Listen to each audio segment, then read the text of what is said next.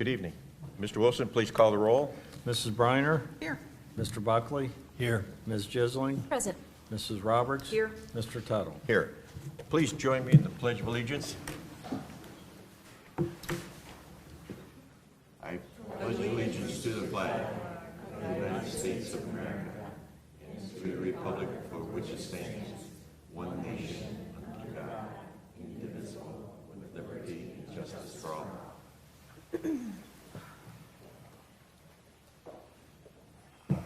Next on the agenda, approval of the minutes, September 10th, 20th, and October 1st, this special permit. So moved. Excuse me. Second. Let's go back. Opening statement, pardon me. The October 8th, 2019 regular meeting of the Mentor Exempted Village Board of Education is called to order. This meeting is being held in accordance with Section 3313.15 of the Ohio Revised Code. Mr. Wilson, will you please call the roll? We did that already. I was so excited to get started too quick. I would like to welcome everyone to the October 8th, 2019 regular meeting of the Mentor Exempted Village Board of Education. Prior to this evening, each board member has received for their review and consideration the agenda and materials associated with each agenda item for the board's approval via the district's paperless Board of Education agenda system, Board Docs. The public can access the agenda through the school district's website. The agenda is available through the district's website for public viewing the Sunday prior to the board meeting. Board members have the opportunity to call the superintendent and chief financial officer for information concerning agenda items and to request, if needed, additional information. There are two places on the agenda when the board entertains comments from the community. The first hearing of the public is dedicated to those who wish to address the board on agenda items only. The second hearing of the public is dedicated to those who wish to address the board on any subject, whether it is an item on the agenda or another issue. When addressing the board, please state your name. Comments are limited to 3 minutes. Please address questions to the president. This meeting is being televised on a delayed basis and will be shown on Spectrum Cable Channel 1026 in Mentor and Channel 1025 in Mentor on the Lake. This meeting is also being videotaped and will be shown on our YouTube channel, Cardinal TV, Mentor, Ohio. Please place your mobile telephones on silent mode during the meeting. And now, we'll get back in order. Approval of the minutes, please. That's you. So moved. Second. Mary. Please call the roll, Mr. Wilson. Mr. Buckley? Yes. Mrs. Briner? Yes. Ms. Jisling? Yes. Mrs. Roberts? Yes. Mr. Tuttle? Yes. Hearing of the public, agenda items only. Next on the agenda. Anyone? Superintendent's report and recommendations. Mr. Porter. Thank you. Good evening, Mr. President, members of the board. I have the following recommendations listed under the consent agenda and recommend approval of items 5A1 through 5A3. So moved. Second. Please call the roll, Mr. Wilson. Second, Mary? Oh, no. Deanne. Deanne. Thank you. Ms. Jisling? Yes. Mrs. Roberts? Yes. Mrs. Briner? Yes. Mr. Buckley? Yes. Mr. Tuttle? Yes. I just wanted to say that's an extraordinary gift from Burlington. What a generous consideration for our students. How much we appreciate that. Thank you. Mr. President and members of the board, I would like to invite Mr. Crow and Mrs. Briner to the podium to recognize the outstanding academic achievement of our National Merit semifinalists and commended students.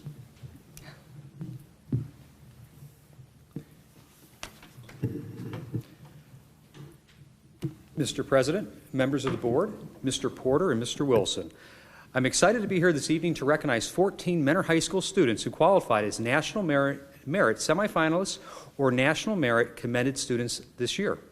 Their effort, hard work, and academic excellence should be celebrated and something our students, families, and school system can take great pride in. Just a little bit of background information from the National Merit Scholarship Corporation.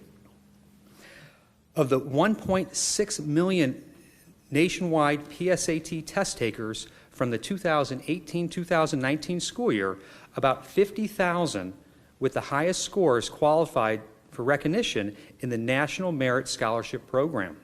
In September, students with these high scores were notified by their schools that they have qualified as either a commended student or semifinalist. That means our students here tonight all scored in the top 3% nationally. Of the total 50,000 students, approximately 34,000 are recognized as commended students. Commended students are named on a basis of a nationally applied selection index score that may vary from year to year and is typically below the level required for participants to be named as semifinalists in their respective states. Of the 50,000 students, approximately 16,000 students are notified they have qualified as semifinalists. These students represent 1% of the total students that took the PSAT test. To ensure that academically talented students from all parts of the United States are included in this group, semifinalists are designated on a state representational basis. Semifinalists are the highest score entries in each state.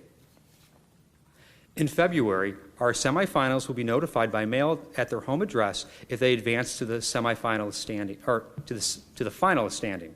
Besides the recognition as a National Merit finalist, students are eligible for National Merit Scholarships, corporate-sponsored, and college-sponsored merit scholarships as well. At this time, I'd like to introduce our students. Students, approach the podium, shake hands, Mrs. Briner and myself, and then stand and then shake everyone else's hand and stand to the right for a picture. And rather than holding the applause to the very end, I encourage everyone to clap for all of our students, as this is an extremely prestigious award. So first, I'd like to recognize our National Commended students. Leon Anufranco.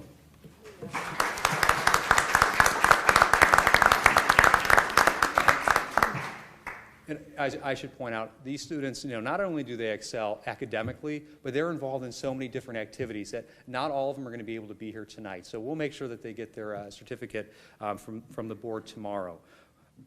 Brendan Baird.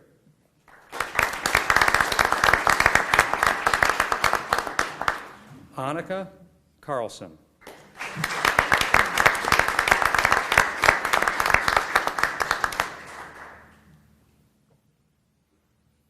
Alyssa Davis.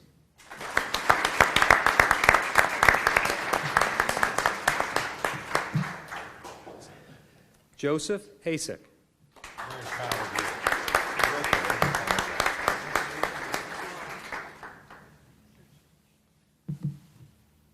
Allison Miller.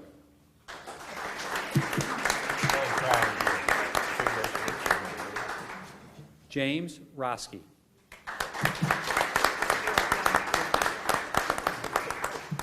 Philip Stevenson.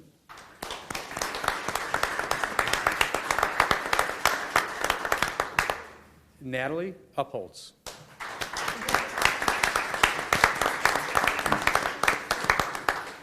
And now for our National Merit semifinalists. Matthew Cromes.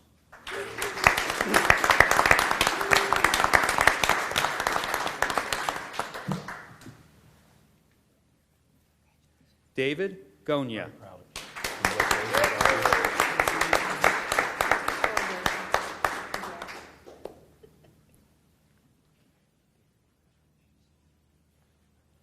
Stephen Kravenke.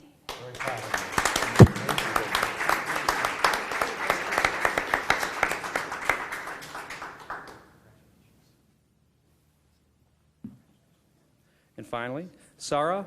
Very proud of you. Sarah Ramaya.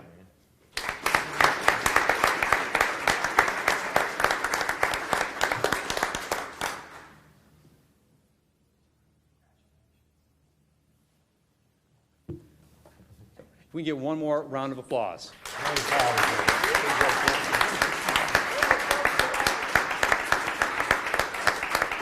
Congratulations to our National Merit semifinalists and commended students.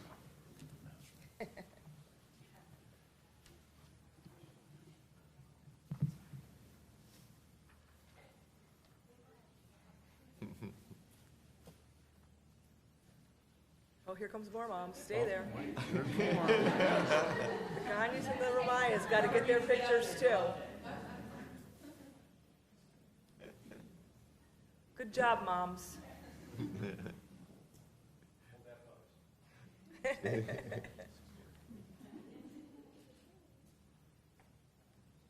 Thank you. One more round of applause, please, for our students.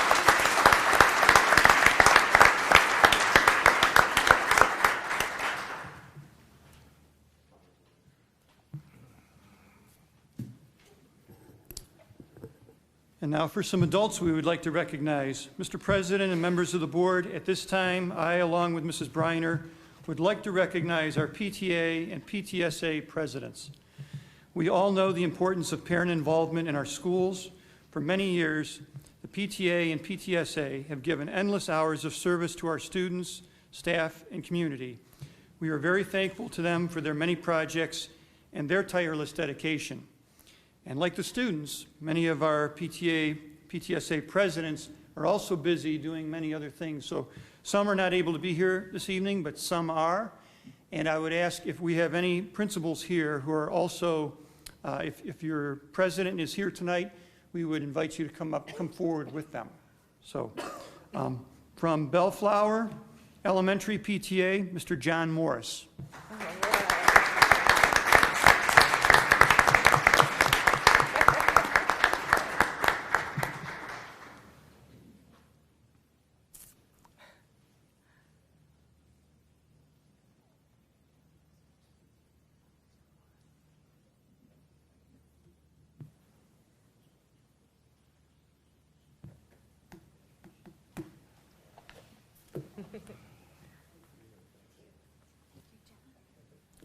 From Fairfax Elementary PTA, Ms. Kelly Balin Jankowski, I don't believe is here this evening.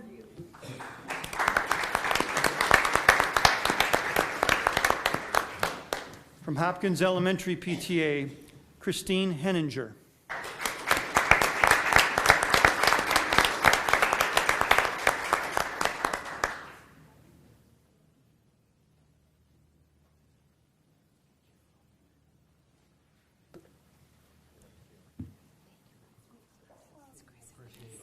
Lake Elementary PTA, Samantha Wolf.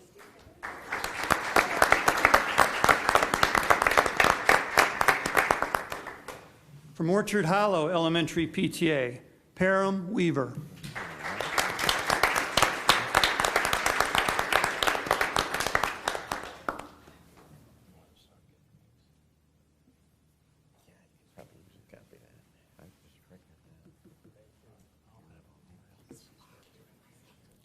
From Ridge Elementary PTA, Michelle Godick.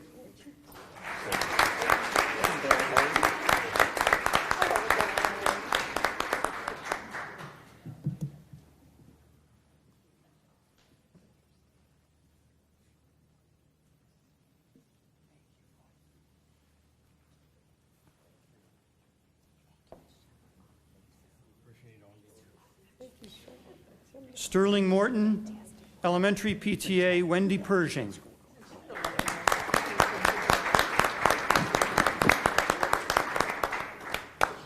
Memorial Middle School PTA, Lori Shuck.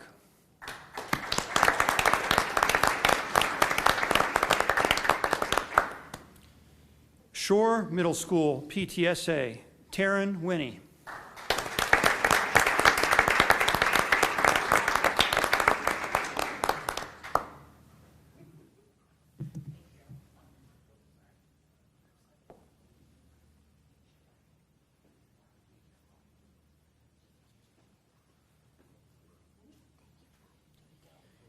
Mentor High School, PTSA, Mickey Pugh.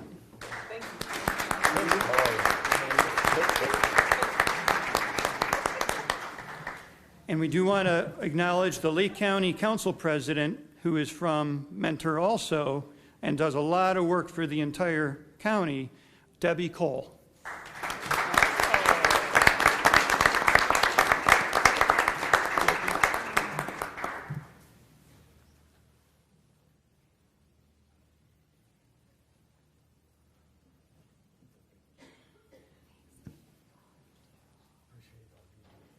Thank you so much for what you do. Let's give one final thank you to all of our PTA, PTSA moms.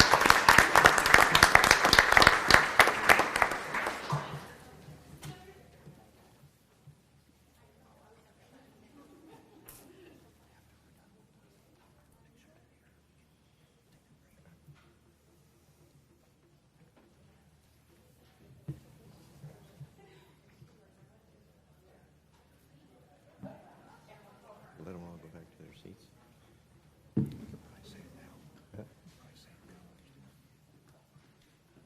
At this time, we're going to take a 5-minute break for those students and parents who'd like to leave and get back to work at home on your books. Thank you. All right, Mr. Porter, resume. Thank you. Mr. President and members of the board, this evening we have 3 policies on the agenda for a first reading. Because this is a first reading, no vote is necessary. If I may, I would like to talk about the proposed new policy and the revision to 2.06. Recently, the Ohio General Assembly enacted new legislation to provide an opportunity for boards of education to gain additional financial protections as a result of any finding for recoveries or other legal actions that would result in a recovery of lost funds. Prior to the change in the law, the only provision was that the treasurer of the district had to provide a performance bond to protect the district. We are now able to, in lieu of a performance bond, include that as part of the public officials' liability insurance. So in the case of the board, the coverage would go from the $50,000 performance bond to a $1 million base policy with the $15 million umbrella policy if there were to be some financial loss. So in order to pursue that option, we need to revise the appointment of the chief financial officer that currently specifies a performance bond will be provided, and also adopt the new policy 8.22 developed by our legal advisors that enable us to expand liability insurance. So this is one situation where the board will gain additional protections, and once these are completed, we can finalize my employment contract that was authorized last month to embrace these new changes. Thank you, Dan. For the graduation and diploma requirements, as I combed through the details, all I can say is my hat is off to all of our guidance counselors and staff at the high school to help wade through all of that regulatory detail to give every student an opportunity to earn their diploma regardless of some of their special circumstances. But it was exhausting to read all that. It's amazing. 10 pages. Thank you for your credit to them, and I agree. There's a lot to keep track of, and we're staying on top of that. I really appreciate that because it matters, and you can't find out in the spring of someone's senior year that we've got a problem. Correct. So my hat is truly off. Thank you. Mr. President and members of the board, I am recommending approval of agenda item C1 related to certified personnel and C2 through C5, all related to human resource matters. I'm also recommending approval of agenda item 6D related to the administrative personnel. So moved. Second? Mr. Wilson, please call the roll. Ms. Jisling? Yes. Mrs. Roberts? Yes. Mrs. Briner? Yes. Mr. Buckley? Yes. Mr. Tuttle? Yes. Thank you. This concludes my portion of tonight's agenda. Next on the agenda, business update. Mr. Wilson? I'm not aware of any business items required for board action tonight. So I think we can proceed to the legislative Okay. report. Mrs. Briner, legislative report? I have no report. Dan, do you have anything to add? No, it's been quiet here to this moment. Well, there is one, yes. Representative Rogers' office contacted me to ask for input on House Bill 75. This is the latest attempt to place additional hurdles in the way of a Board of Education that wants to protect the fair market values of the tax base. Historically, the County Board of Revision and the State Board of Tax Appeals will consider requests from property owners or local government units if they believe a fair market value is not correct for any given property. And that's done by directly filing with the Board of Revision, County Board of Revision, or the State Board of Tax Appeals as a second level. The proposed legislation would require a 30-day notice to any property owner and formal board action before we could pursue protecting our tax base. Our Board of Education has historically wanted to ensure a fair taxation system which is premised on every property is valued at a fair market value. That's the fairest way to ensure everybody's paying their correct amount of taxes. We monitor that very carefully, either to identify recent sales of properties or to react to a property owner's request for a reduction in value without supporting arm's length transaction sale or certified appraiser's values for consideration. This year we have filed complaints on over, I believe it's 61 commercial and industrial properties with a potential fiscal impact of over $500,000. We have done this annually not to simply request that values increase, but that we assure ourselves that the concept of fair market value is being applied and that there's a true arm's length transaction if there's a sale to reset the value, or if the circumstances have changed in a property, that a certified appraiser can identify that based on market conditions that's a reasonable value. A hearing is being held tomorrow, I believe, on this, and Representative Rogers has indicated he does not support this legislation and believes that our district and the others that he represents have not been abusive of the use of the Board of Revision actions to ensure a fair market value. So we are following that. I've offered to provide written or verbal testimony if he believes that would be helpful to that. Thank you, Dan.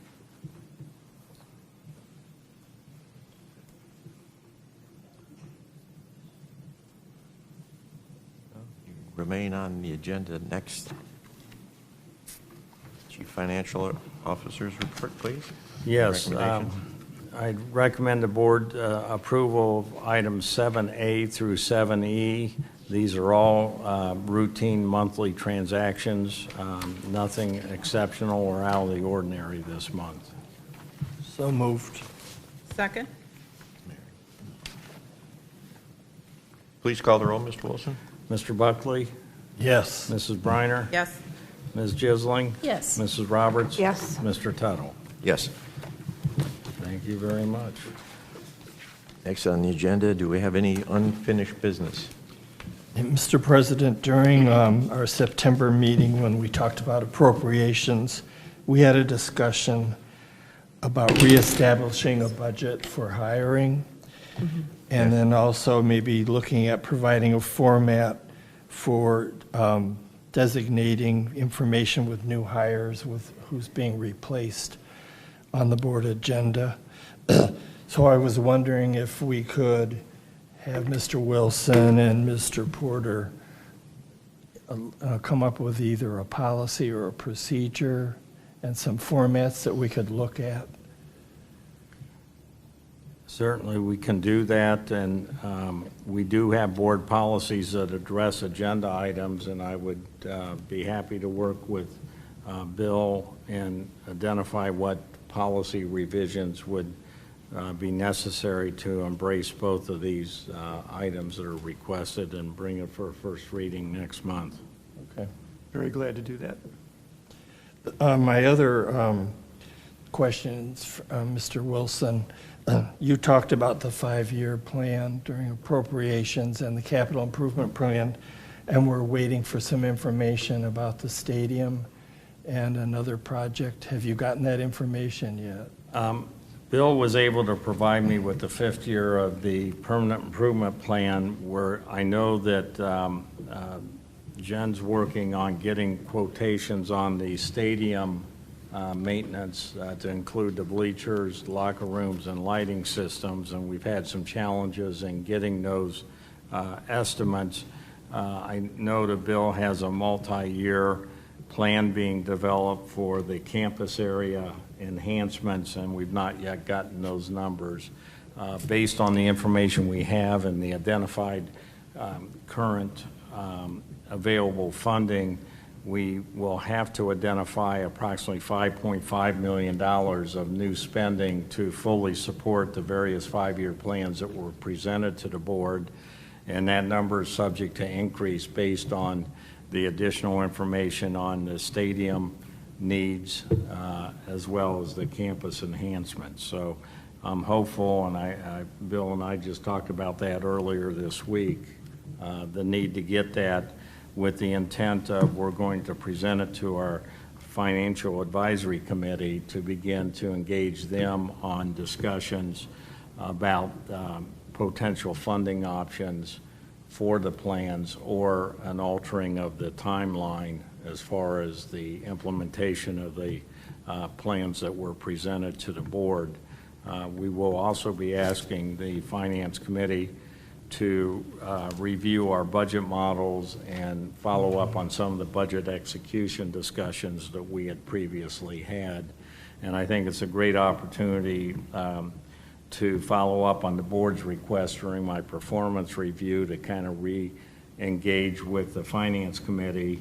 I had indicated their original purpose was pretty much fulfilled in building and institutionalizing prudent fiscal management principles within the district, and I believe that is still in place and successful, but these are we will greatly benefit from their insights and their thoughts on these items. So I know I'm waiting, and once we get the final estimated funding for the stadium five-year plan and the future phases of campus enhancement, I'll present that to the board in either a board update or at a board meeting. But right now, we're at $5.5 million of needed funding, subject to whatever additional costs are identified. Is it reasonable to ask that that be done by the November meeting, or do you need more time? I'll defer to Bill and Jen on that. No, we hope to have it within the next week or so. Okay. Yeah, we were trying to get accurate estimations, even though when you estimate construction kinds of costs 3, 4, 5 years out, that is tougher. We still want to be as realistic as we can about those projections. Well, once it's received, I've got the master worksheet. I will distribute that to the board and the board update, and that timing would align with the meeting we're beginning to organize with the Finance Committee now to gain their insights and wisdom on funding options. When will our new enrollment study be completed? So right now, we've been interviewing firms that have done enrollment studies because the firm that had done our enrollment study is no longer in business.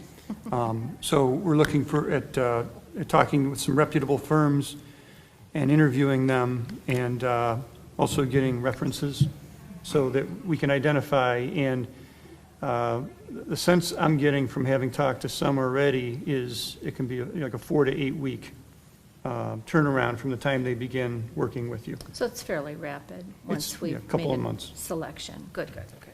And I would just add, and it's somewhat associated to an enrollment study, one of my news clips today that I've saved to put in this week's board update has identified that Ohio now has 10 counties where a majority of the population's over the age of 65, and a minority of the population is under 18.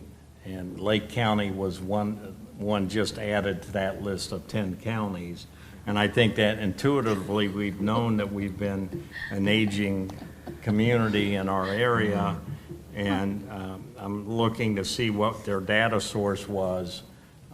They made reference to some census data, but the new censuses won't begin until later this calendar year, to see not so much on the immediate impact on enrollment, but the reality of the nature of the communities that we serve. So it caught my attention this morning as I was reading that, and I'll be sharing that again in this week's update.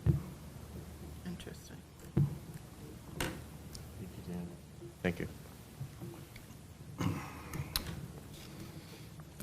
Next on the agenda, hearing of the public. Any items? Hearing none.